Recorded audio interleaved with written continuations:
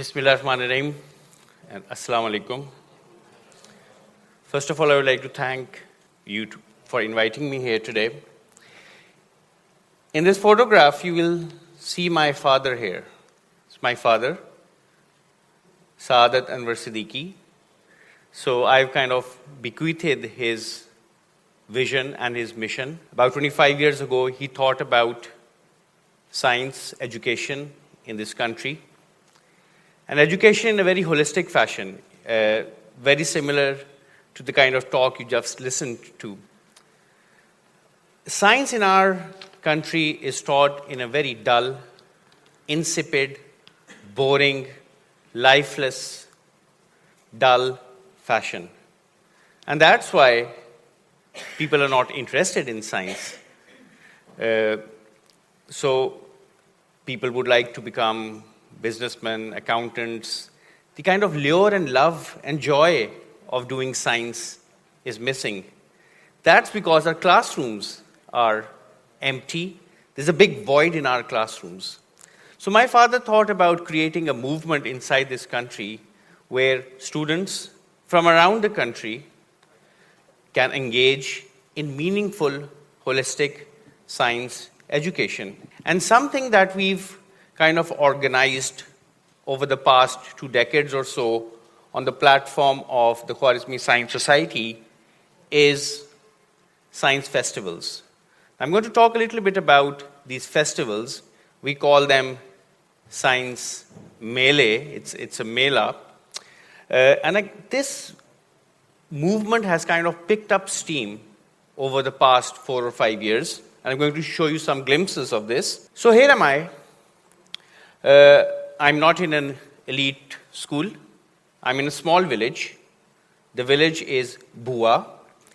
Bua is in another small town, Shakargarh, which is in Narowal, very close to the border with India. And here I'm talking and, in fact, engaging with students, grade 6 onwards, probably up till matric class, in a government school, in a public school, and I have a box in my hand. In my box, there is a very cold liquid, really, really cold, at minus 196 degrees centigrade. This is, if you may guess, liquid nitrogen. And I'm showing these students the wonders of this exotic fluid. And this is the first time these students will probably see this fluid, and probably it's going to be the last time they're going to see it. So this kind of awakening of the soul, tingling of the mind, can only be done in a creative fashion and possibly out of the classroom. Here are some photographs from what we organize throughout the country, and these are called Falakiyati Mele. Falakiyati Mele are astronomical festivals. So here you would see, so here is an astronomer, and at the background you might be able to see a telescope. The telescope is pointing towards the moons of Jupiter. Jupiter has about 12 moons. They were discovered by Galileo. And the eyepiece of the telescope is connected to a projector, a big projector. And the view is then beamed onto a screen. And there are hundreds of people. This is also in a village, Kot Radha Kishan. It's in Kasur. And it's a public school, a government school. These students will never get the chance to see a telescope. They will never get to see the chance to see the satellites of Jupiter. They've never stayed into the heavens, to be very frank. So, and these are not just children, these are the parents, these are farmers, these are peasants, these are nambardars, these are chowkidars.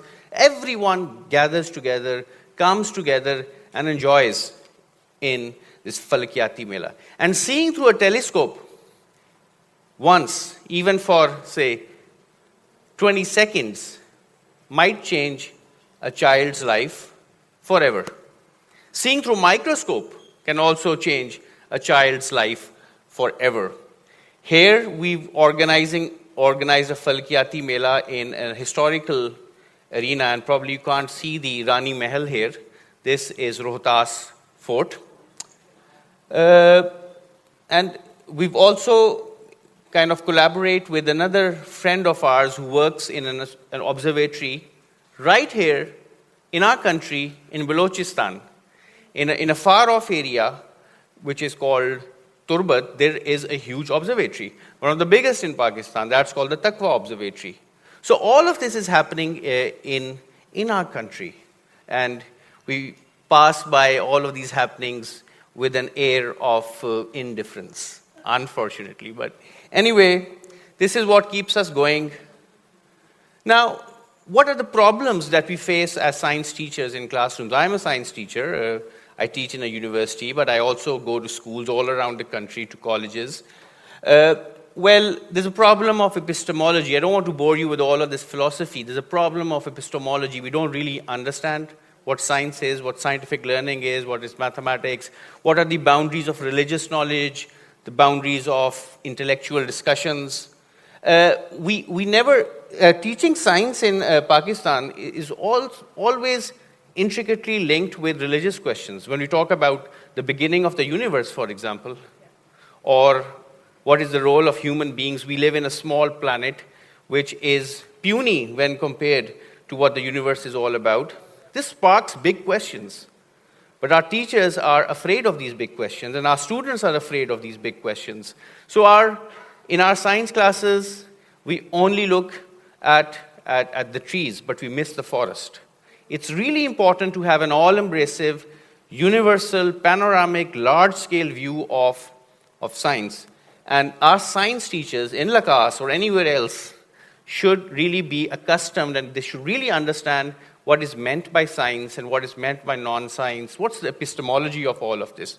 And then there are problems of access.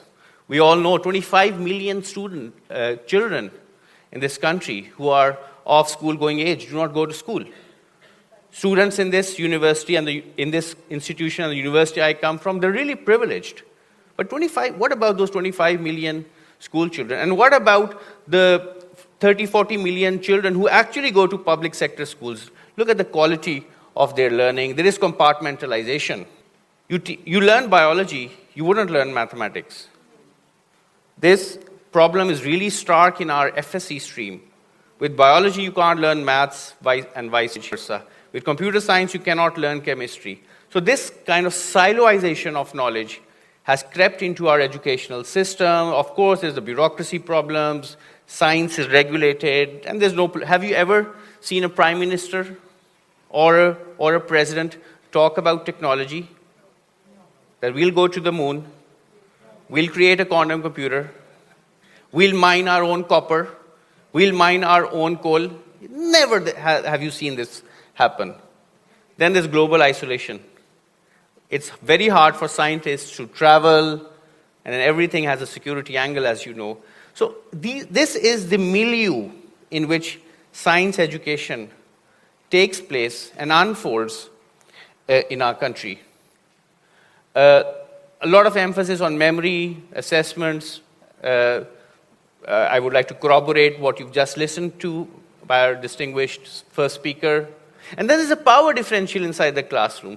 The student cannot ask a question to the teacher. LACAS and institutions like this are an exception, but this is not the norm. Well, when I was a student in a public sector university, I never dared shake hands with my teacher. I could not ask a question. And this is the norm. This is how education unfolds in our society, unfortunately. Very little emphasis on practicality.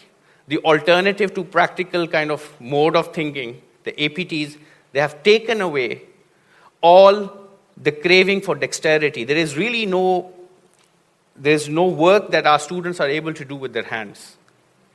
They cannot build things, they cannot create things, they can program at best, they cannot craft things and so on. Of course, there's a language barrier. When I speak in English to my students in another university or any school, it's very hard to communicate. Science, especially at the basic level, needs to be taught in the vernacular, in the language that students and teachers and their parents can understand. That will give them the needed confidence, the injection, the bolus of confidence that they would need so that they can do science. Technology is for them. They can dive into this. Of course, there's a question of teacher motivation and so on. And not belabor with other points. So now let's come to some photographs from our science festivals. Science festivals, so these are some glimpses. Here is, it's a kind of melange of activities of different kinds. It's a temporary museum that is set up. Last year, our Lahore Science Mela, which was held in a public school, attracted about 100,000 people. Have you ever considered Lahoris who would not go out for a Kaaba? They're not going out for a wedding ceremony. They're actually going out to learn science. They're taking out their children, their youngsters, and they are being mesmerized by technology, by science, in a manner that is welcoming, that it does not overawe them, but welcomes them and facilitates their entry into science, technology, engineering, and medicine. You can see chemical reactions here. You could see mathematical games, wildlife, Pakistan's crops, genetic varieties of different crops that are produced in Pakistan. You could see anatomy museums. Many medical colleges come to the Lahore Science Mela. They bring in their museums. This is a public sector college, a medical college that bring in different anatomical models. There's physiology that's going on. There are microscopes.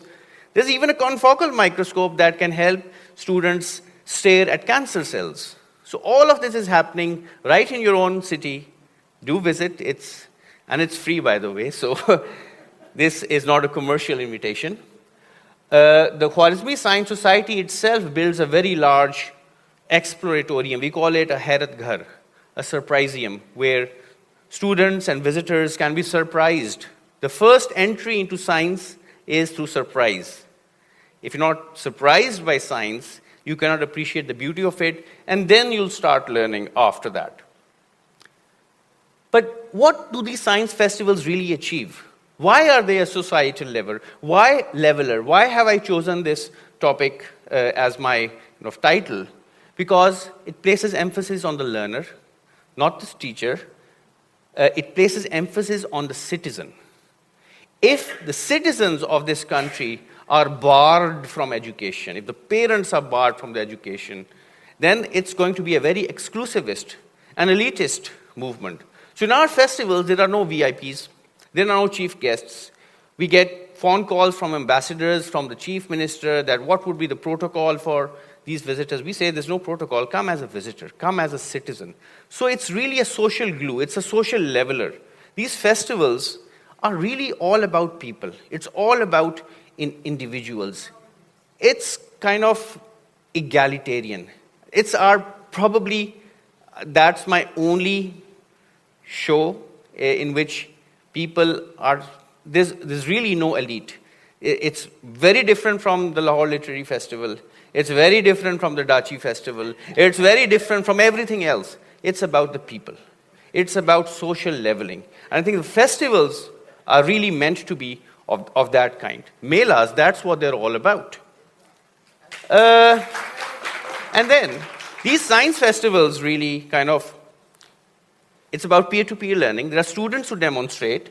Science can go into the streets. You don't have to bring learners into ivory towers, into big universities, into laboratories. You can go out to them. You can go to the thresholds of their households. Teachers can build things. It's about wonder. And the best thing that I like about these festivals is that they boost the students' morale. There has never been a chance. If you look at our public sector classrooms, and many classrooms, you will see the teachers scolding their students. There is no thing as self-esteem. They lose their waqar. The waqar is lost in a classroom. I think the reinstatement of this self-esteem through science festivals and through these learning opportunities is absolutely essential. Mathematics has been a problematical area in our country because mathematics is all paper-oriented. It's all mechanistic. It's all calculation-based. But mathematics, if you really want to do it beautifully and appreciate the aesthetics, it's kind of physical. So there are mathematical games. And the last thing I would like to mention is, in our society, since this is reminiscent probably of the colonial times, there is this bifurcation of professional roles. Our laborers, our domestic workers, for example, one of the speakers would know about this. There is this differential in the society. There is a stigma about technicians, about laborers, about masons. So a large part of this science festival is devoted to really getting these laborers, these masons, and glorifying them, giving them space to exhibit. Everything, by the way, is free. We charge no one nothing. So it breaks away this differential, this economic stratification that has unfortunately crept into the society. So we do science festivals not just for science, but really as a social leveler. Then there's architecture, there's heritage, and all of this is done in Urdu, by the way. So it's all in Urdu. I have to speak in English here. It's a kind of international event, but it's all in Urdu. If you want to talk to science, you want to talk about knowledge to our students in our country, it has to be in a language that they understand. Finally, if you could play this video, it's a 1.5 minute video, if that's permissible. So just like to end up with this video, and then I'll beg leave. 1996 में जो ख्वाब देखा था, आज वो पूरा होता हुआ नजर आ गया। 2023 का लाहौर साइंस मेला इस वक्त तकरीबन 1.25 लाख लोगों को 2 दिन में समा चुका है, और ये लोग प्यार करने वाले हैं इल्म से, साइंस से, टेक्नोलॉजी से। कभी भी आपने लाहौर के शहरियों को इतनी बड़ी तादाद में किसी मेले में शामिल होते नहीं देखा है। यहाँ लोग अपने जहन की प्यास बुझाने आ रहे हैं। यहाँ पर 125 के करीब मुख्तलिफ स्टॉल्स मौजूद हैं और हजारों की तादाद में साइंटिफिक डेमोन्स्ट्रेशंस, तजर्बे, करिश्मे, मुजाहिरे, ऑडिटोरियम के अंदर सेशंस हो रहे हैं। हजारों की तादाद में लोग यहाँ मौजूद हैं और साइंस को एक नए तरीके से देख रहे हैं। साइंस जो आम तौर पर किताबों में बंद एक चीज़ है, उसको हाथों में देख रहे हैं, उसको आंखों के सामने खेलता देख रहे हैं। तो लाहौर साइंस मेला मेरे ख्याल में लाहौर शहर के लिए और पंजाब के लिए एक नई बसंत है।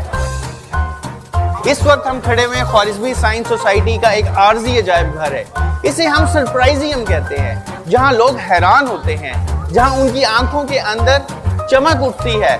हैरत घर है ये, यहाँ पे लेजर के तमाशे हैं, यहाँ पे केमिकल रिएक्शंस हैं, यहाँ पे डोमिनोज हैं, यहाँ पे हाई वोल्टेज है। तो आप अगली दफा लाहौर साइंस मेले में हमारे साथ जरूर शामिल हों। Thank you very much.